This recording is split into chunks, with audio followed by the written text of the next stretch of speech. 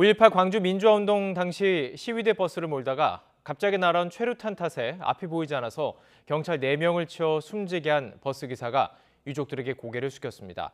42년 만에 용서를 빈다는 말을 들은 유족들은 버스 운전자를 끌어안고 큰 위로가 된다고 화답했습니다. 정현우 기자의 보도입니다. 지난 1980년 버스 위에 올라 태극기를 흔들던 광주 시민들. 시위대 버스를 몰던 배모 씨의 인생은 경찰이 쏜 최루탄 한 발이 차 안으로 날아오면서 송두리째 바뀌었습니다. 연기가 눈앞을 가려 앞이 보이지 않자 경찰 저지선을 침범하게 되었고 결국 경찰관 4명을 치어 숨지게 했습니다. 이로 인해 사형 선고까지 받았지만 재심을 통해 겨우 죄를 벗을 수 있었습니다.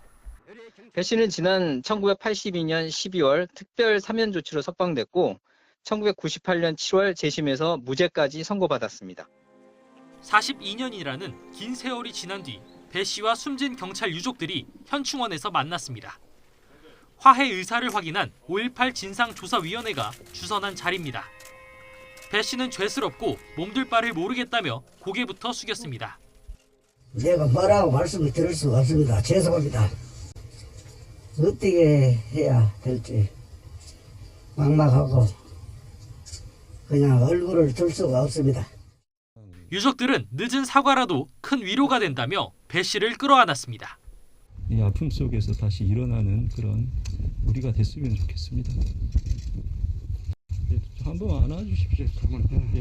안아주십시오. 경찰 유족들로서도 민주화 운동을 탄압했다는 광주 시민들의 따가운 시선 탓에 힘든 시기를 보내야 했습니다. 어디 가서 경찰관 부인이란 소리 떳떳하게 말 한 자리도 못 오고 당신들을 보여주려고 갔는데 이렇게 주겠다고만 하니 광주 사람을 다 죽겠다고만 하니 이거 살 수가 없고.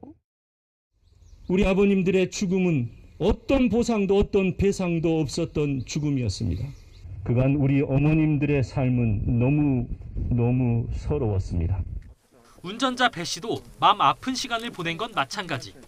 전두환 세력에 의한 무자비한 광주 진압 계획으로 서로 고통스럽게 마주해야 했던 기억 때문입니다. 뭐라 할 말 없네요.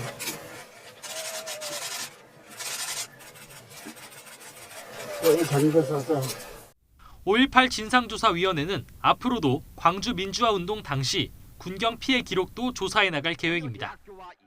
화해 행사를 마친 5.18 조사위 관계자들은 당시 광주에서 숨진 군 장병 23명의 현충원 묘역을 찾아서 추모를 이어갔습니다. 조사위는 진상규명을 통해 피해가 확인된 군경 유족이 보상을 받을 수 있도록 권고안을 마련해 정부에 제출하겠다는 방침입니다. YTN 정현우입니다.